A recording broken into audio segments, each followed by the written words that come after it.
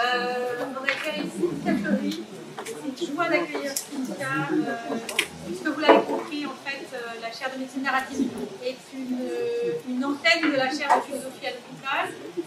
C'est important ce sillon que Cynthia a tracé sur le terrain hospitalier pour ouvrir un espace aux humanités en santé. Et on est enchanté qu'elle nous suive toute la journée aujourd'hui, c'est important. C'est pas qui vous disait, c'est votre marraine. Tu vois bien?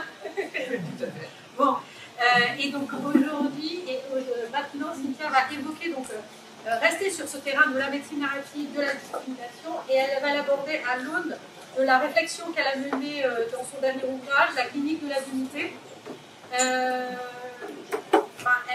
On entend dans les propos de Jocelyne, on retrouve aussi ce que tu portes, toi, dans ta réflexion.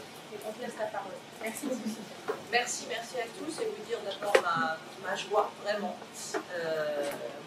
et vraiment mon honneur aussi, parce que voilà, ça fait effectivement plus de 3 ans que tu défends ce projet avec Jean-Arthur, et c'est toujours merveilleux, une naissance.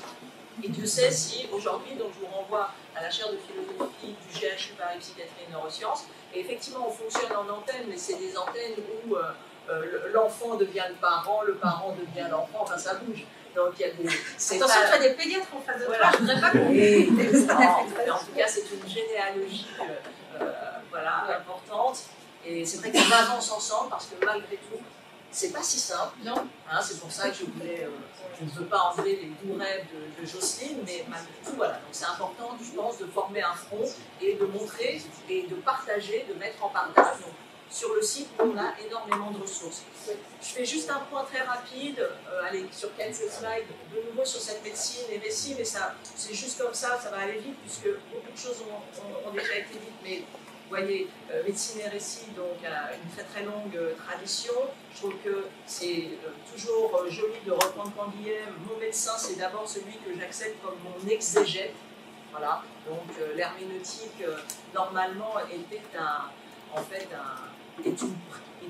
dans le colloque singulier depuis toujours, l'outil de la clinique, c'est l'écoute, c'est la narrativité du patient, et on va voir que ça a constitué, c'est pour ça que c'est juste rappeler ça, c'est-à-dire que ça a constitué, entre guillemets, le lien entre médecine et récit pendant très longtemps. On a eu une fin du narratif. Pourquoi? Parce que l'ère positiviste, l'evidence-based, et donc comme une espèce de fait que tout d'un coup le rationnel était antinomique du narratif. Il y a eu ce moment-là. Et là, on revient avec un retour aussi compatible avec le narratif, et non seulement compatible, mais enrichissant. Le rationnel s'enrichit du narratif, et le narratif s'enrichit du rationnel, et c'est ça qu'on essaye demain de faire, et qui sait demain peut-être aussi avec des IA, on sera formé, si j'ose dire, à la médecine narrative. Donc ça c'est le point important. Donc effectivement, la notion même de médecine narrative, ça marche pas. Pardon.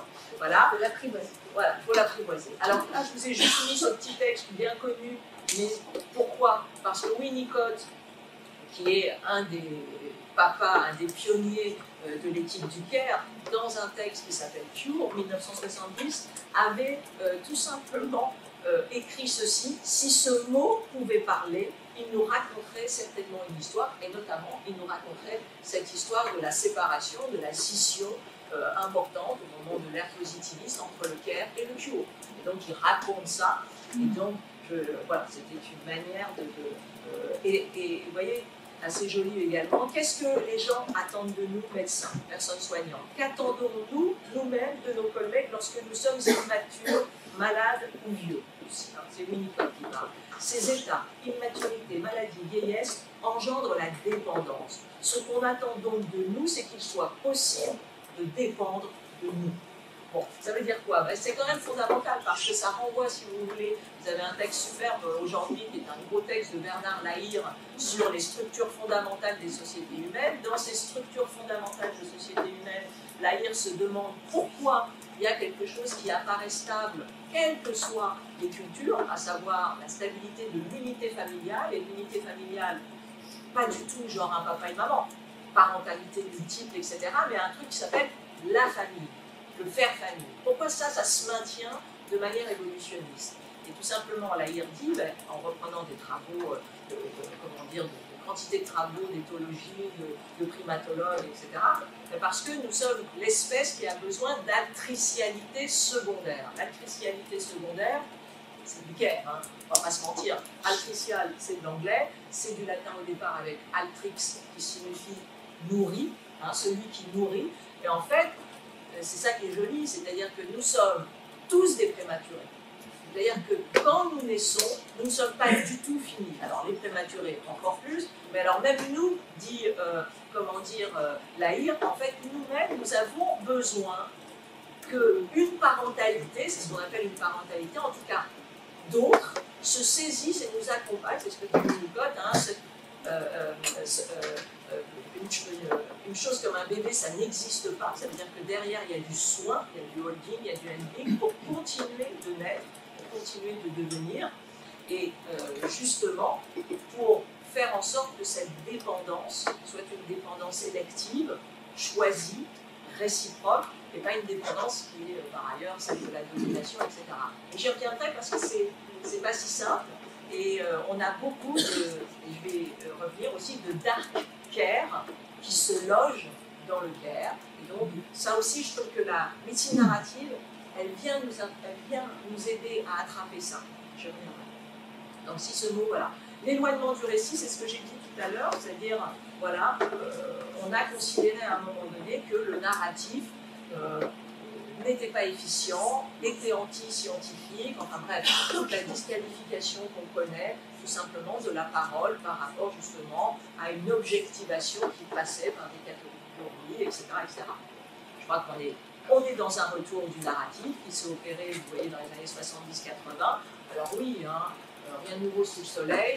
Je pense, alors là, on repart sur la psychiatrie pour aller dans le même sens, c'est-à-dire que, encore une fois, ça ne portait peut-être pas le nom de médecine narrative, mais dans la psychiatrie, et notamment dans la psychothérapie institutionnelle, bon, si vous voulez, l'écriture comme compagnon de route, thérapeutique, réflexif, organisationnel, bah, c'est le pilier. Hein, donc, vraiment, il y a un très très grand territoire, on va dire, de proto-médecine narrative dans la psychothérapie institutionnelle. Ça part de Saint-Alban, Tosquelles, etc. Comme par hasard aussi, quand vous regardez comment Saint-Alban, Laborde, la Chênaie, tout ça ont été construits avec tous les artistes. Le dadaïsme, etc. Donc c'était, et en plus, très intéressant, Saint-Alban au lieu aussi de la résistance. Hein, dans les années 40, voilà, au moment de la Deuxième Guerre mondiale, au lieu des praxis de résistance, et c'est pas rien parce qu'on se demande à quoi ça sert la médecine narrative tout à l'heure. Oui, c'est un lieu où on fait vivre aussi à un moment donné, en tout cas par la notion d'éthique narrative, on fait vivre la vie institutionnelle, la clinique institutionnelle, et c'est absolument déterminant. Et pas que la biographisation de la maladie, le colloque singulier, c'est quelque chose d'écosystémique, c'est quelque chose de plus vaste. Et c'est très intéressant aussi, bien évidemment, tous ceux qui travaillent sur la douleur chronique, c'est vrai que, on le sait, hein, en analyse, oui, la chronicité, la verbalisation et la chronicité, il y a quelque chose là aussi, il y a un lien qu'on peut travailler plus spécifiquement, c'est pas que les bulles, ça nous aide à mettre en place, dirait Canguillet, une norme de vie.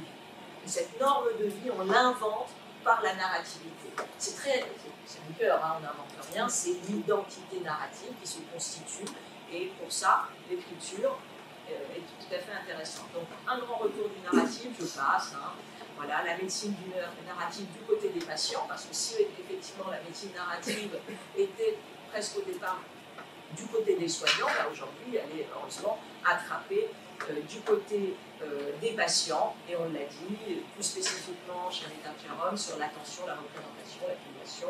Là aussi, je passe rapidement, j'ai 20 minutes, donc je vous la fais vite, et vous commencez à être patenté en médecine narrative, donc c'est bon. La médecine narrative et les soignants, bon, des fonctions cathartiques, un retour au commun de l'expérience humaine. Je vous ai listé ici Martin Winkler, qui avait été le premier parrain de nos ateliers d'écriture, dont je vais dire un mot là maintenant, dont donc des ateliers qui ont été portés, construits par Valérie Gâteau à la chaire de philosophie à l'hôpital GHU Paris Psychiatrie et Neurosciences, en l'occurrence d'abord sur le site de Sainte-Anne. Vous posiez la question de comment ça se pose ce temps-là.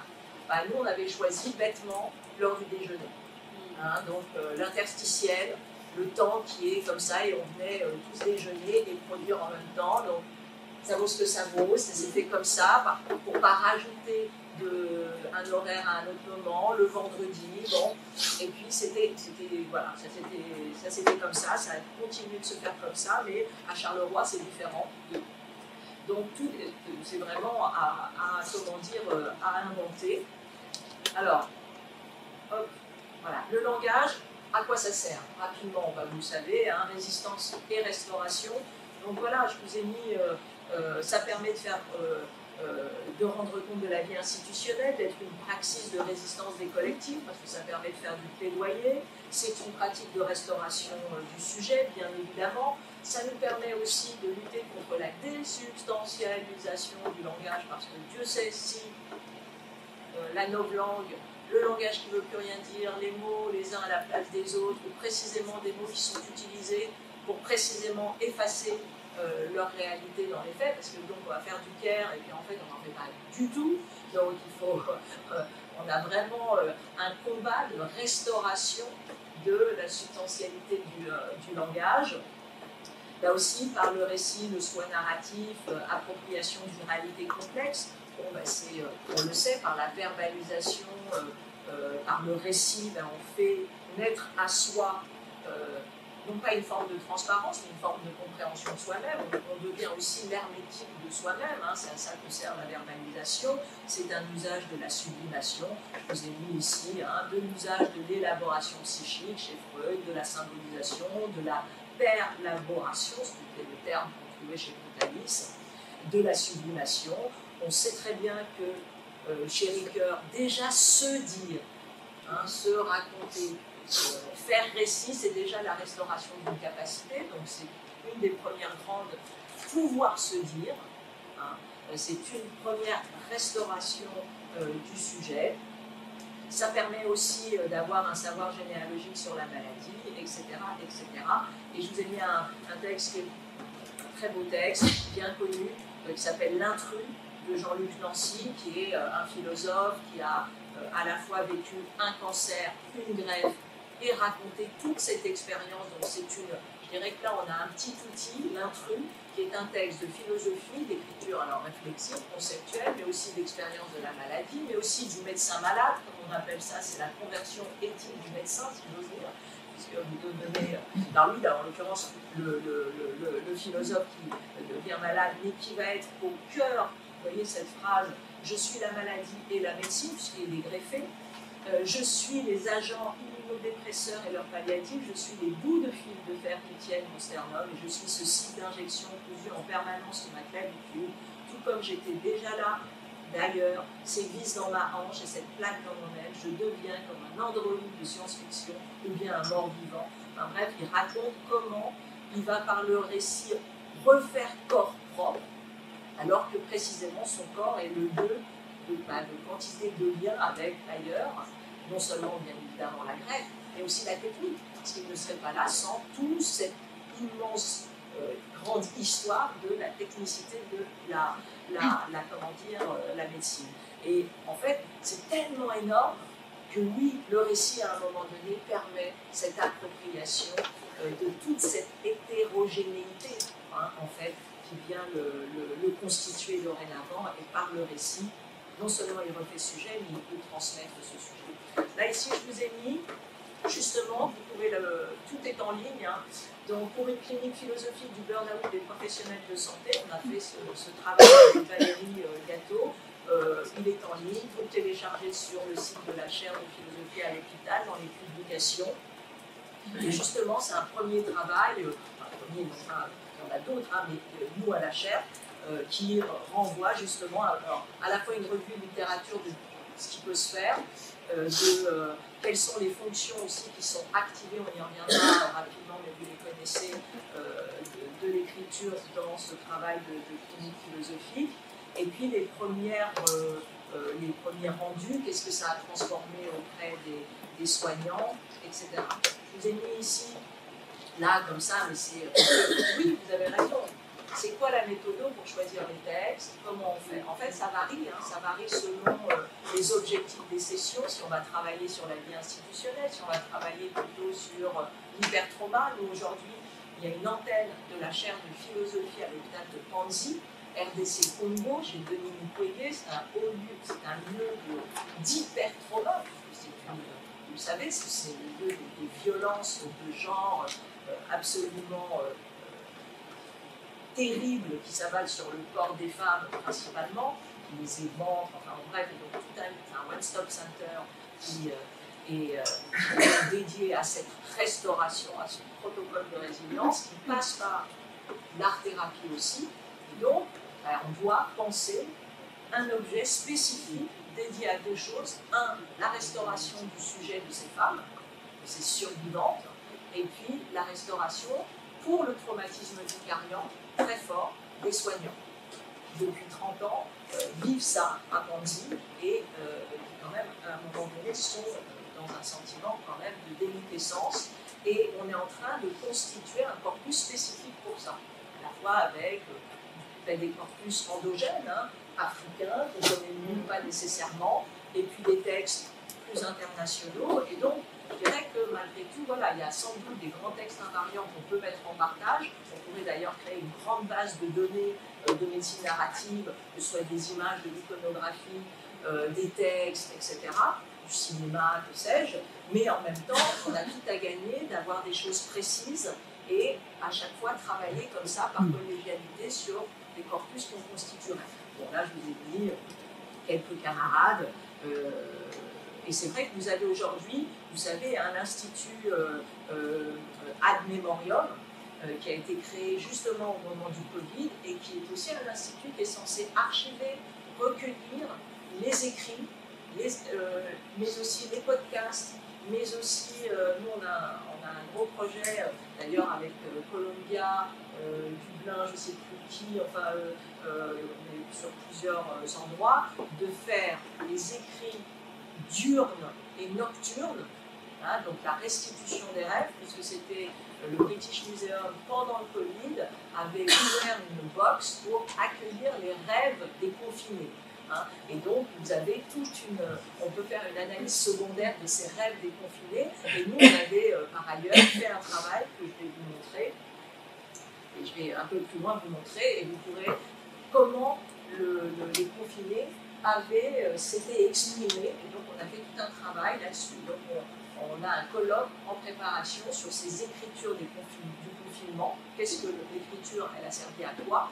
À la fois le jour et la nuit. Le séminaire Atelier d'écriture GHU Paris, donc vous voyez, c'est une séance par mois, des exercices d'écriture envoyés en amont, textes anonymisés, etc. Et puis un dessinateur qui est sollicité, Jacopo Mandiche.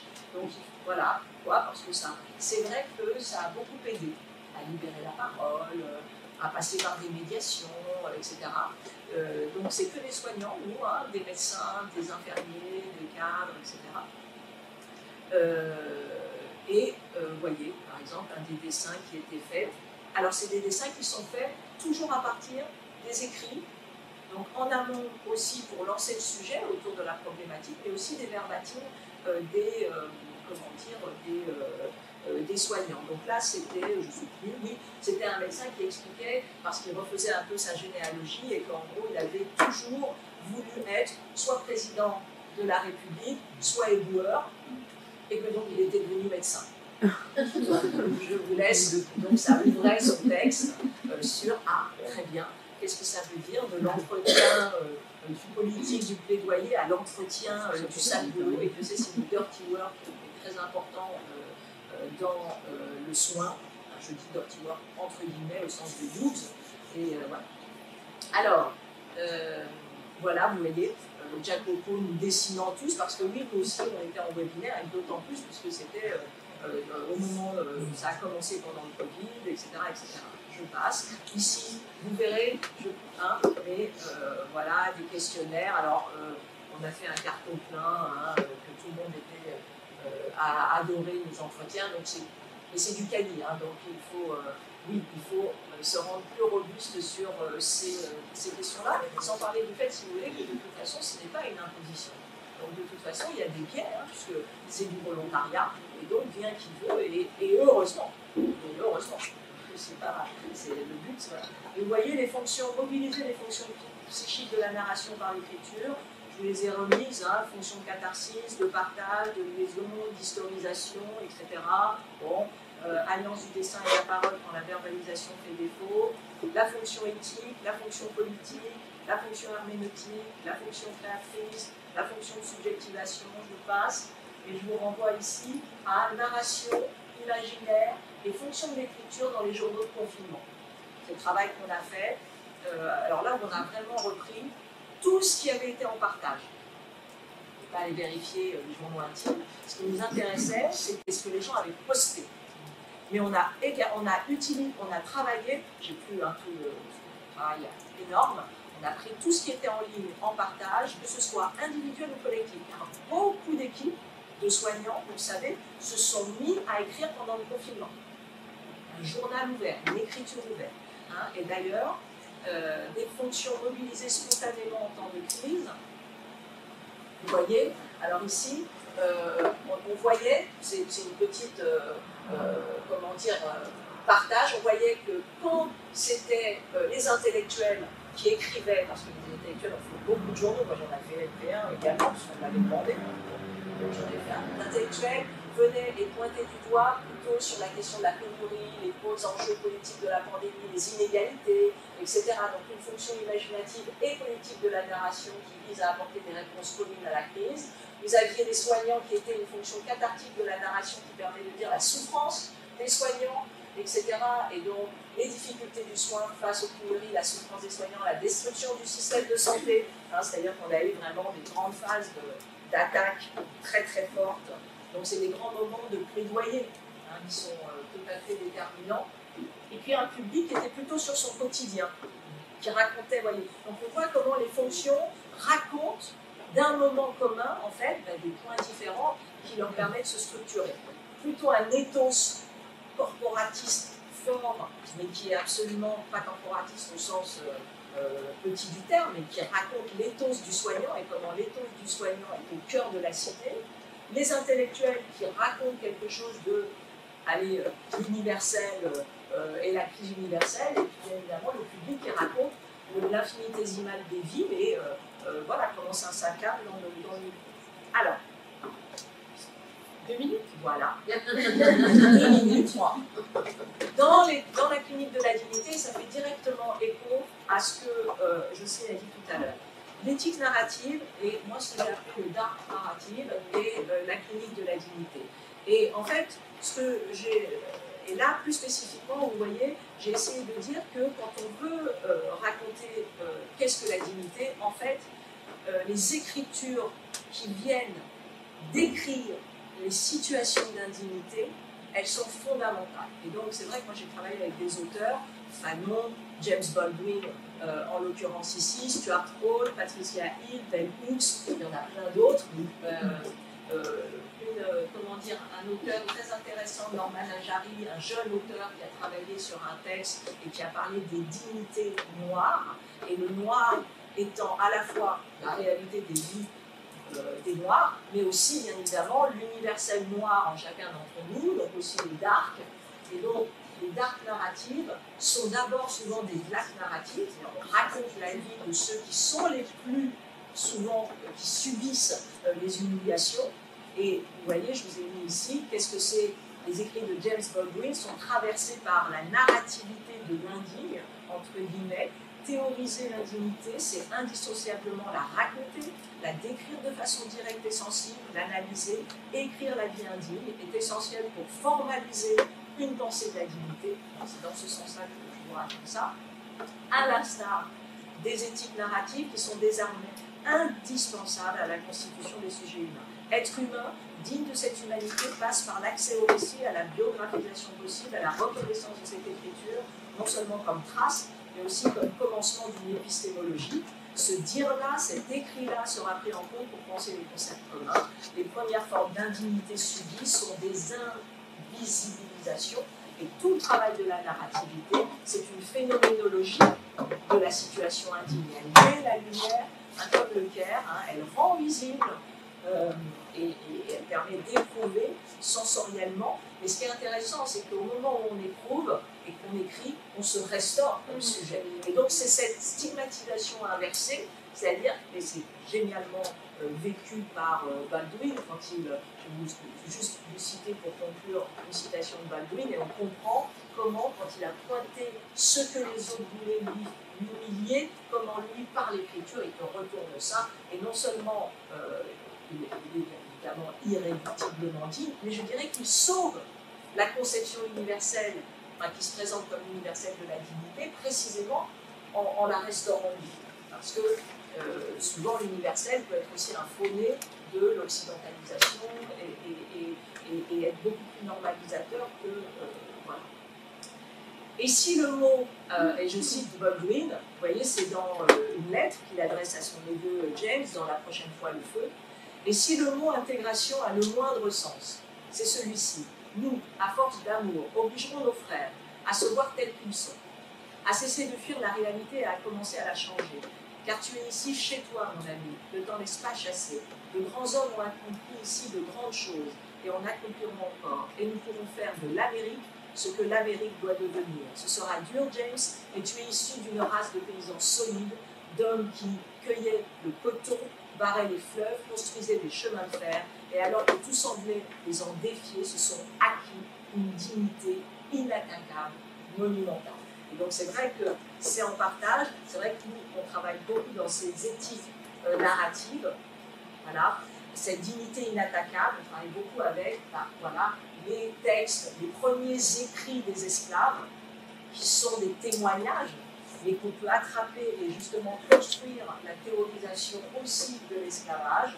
Et vous voyez, c'est la thèse notamment de Ajari, la condition noire actuelle est définie par l'indigne, donc c'est des choses très, très fortes, donc il raconte, il restaure ça en faisant tout un travail d'éthique narrative, et vous voyez, l'éthique narrative de Baldwin fait ici écho à celle inaugurée en 1787 avec les réflexions sur la traite et l'esclavage des nègres de,